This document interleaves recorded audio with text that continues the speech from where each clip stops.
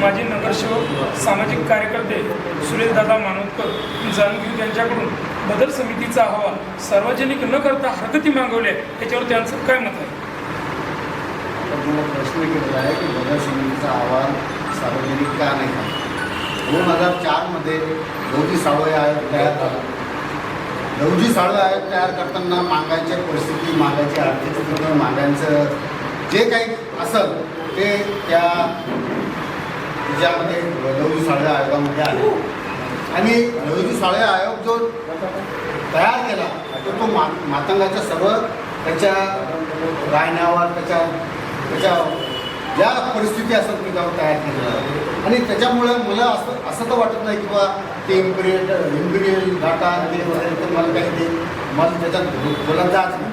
पण जो आयोग तयार झाला त्या आयोगामध्ये ज्या शिफारशी होत्या त्याच धर्तीवर हे बदल समितीचा एक अहवाल हा सार्वजनिक व्हायला पाहिजे होता. हे म्हणणं बरोबर आहे की यात खरं काय खोटं काय आणि काय मिळणार काय हे ठीक आहे, मी या मताशी सहमत आहे.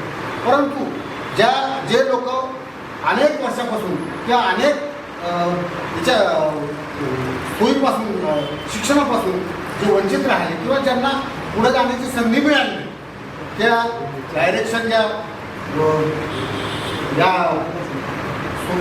सुप्रीम कोर्टाने दिलेल्या आहे त्या डायरेक्शन जर पाहिलं तर त्या खूप मोठमोठ्या डायरेक्शन आहेत की ज्यांनी लाभ घेतला हे जे लोक क्रिमिलियरमध्ये येतात जे या लाभातून गेले त्यांनाही तो वगळा.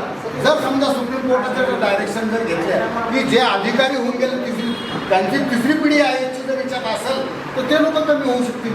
त्या न्याय जर द्यायचा असेल तर हा अहवाल हा ओपन झाला पाहिजे. आणि जी भाषा जी वापरली जाते की आज व्हॉट्सअप पाहू वाटत नाही.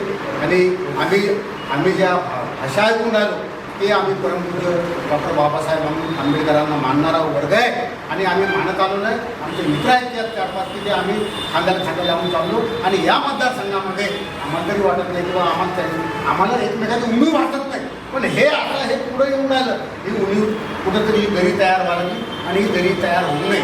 माझं असं म्हणणं आहे की बापानं 7-12 नावावर केला मोठ्या भावाच्या, पण त्याचा हिशोबच नाही दिला.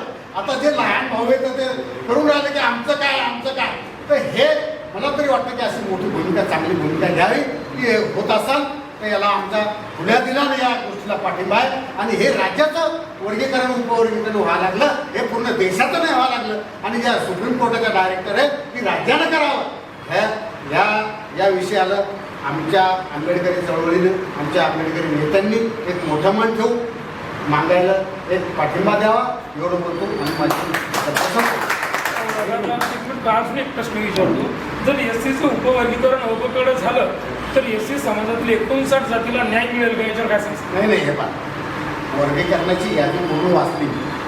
मी सांगतो की महार प्रथम नंबर, मान दुसऱ्या नंबरवर, तिसऱ्या नंबरवर संभार, चौथ्या नंबरवर गौर, 5व्या नंबरवर भुंगी आणि बाकीच्या जातीची संख्या आहे साहेब. माझ्याकडे यादी तुम्ही आणली नाही. त्याच्यात 50,000, 10,000, 5,000, 15,000, 300, 200 आता एक कुंडलू असं काहीतरी जात तिची संख्या आहे 327 हां.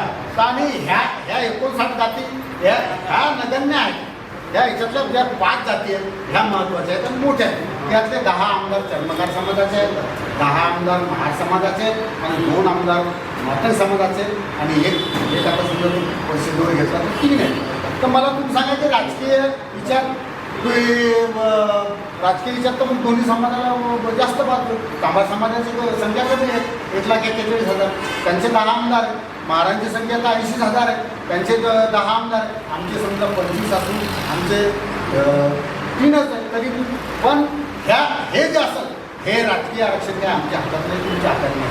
हे राजकीय आरक्षण त्यांच्या सोयीसुविधा दिले जातं. हे याला डावलं त्याला डावलं त्यांच्या सोयीचाच उमेदवार दिले जातो आणि तिथं ते आरक्षण त्यांना भेटून जातं.